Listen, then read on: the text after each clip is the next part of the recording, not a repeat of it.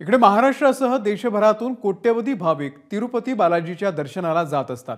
मात्र तिरुपतीच्या प्रसादाच्या लाडूंमध्ये प्राण्यांची चरबी आढळल्याचा आरोप आहे आणि तो केलाय खुद्द आंध्र प्रदेशचे मुख्यमंत्री चंद्रबाबू नायडू यांनी।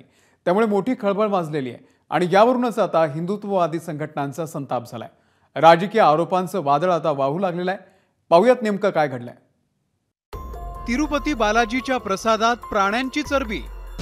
తిరుమల వెంకటేశ్వర స్వామి పవిత్రతను దెబ్బతీశారు। ఎన్నోసార్లు చెప్పాం, అక్కడ ఎంత దుర్మార్గంగా ప్రయత్నం చేశారంటే అంత దుర్మార్గంగా ప్రవర్తించారు।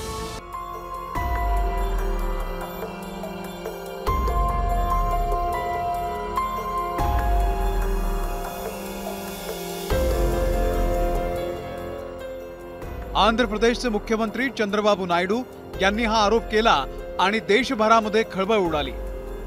तिरुपतीमध्ये येणारे भाविक लाडूचा प्रसाद घेऊन जातात। तिरुपतीमध्ये रोज जवळपास 3 लाख लाडू बनवले जातात। त्यासाठी जवळपास 10,000 किलो तूप वापरलं जातं आणि याच लाडूंवरून चंद्रबाबू नायडू यांनी धक्कादायक आरोप केले। तिरुपतीच्या लाडू प्रसादाच्या तुपामध्ये प्राण्यांची चरबी मिसळली जात होती। हा प्रकार जगनमोहन रेड्डी सरकार असताना होत होता।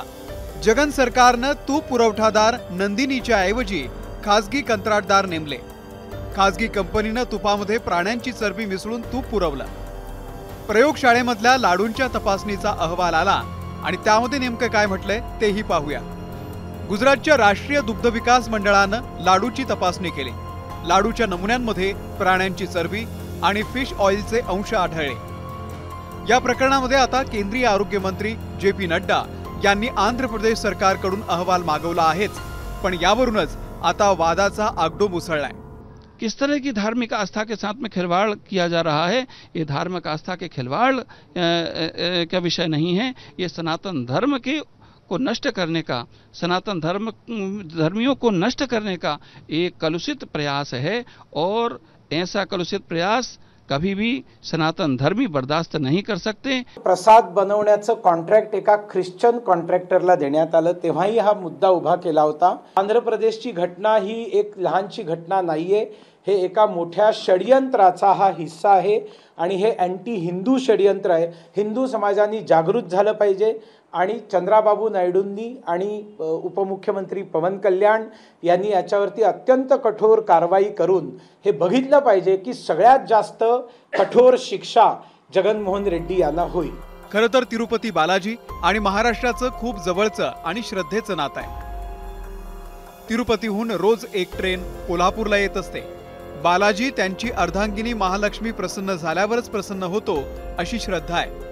1982 सालापासून तिरुपतीवरून दसऱ्याला अंबाबाईला मानाचा शालू येतो।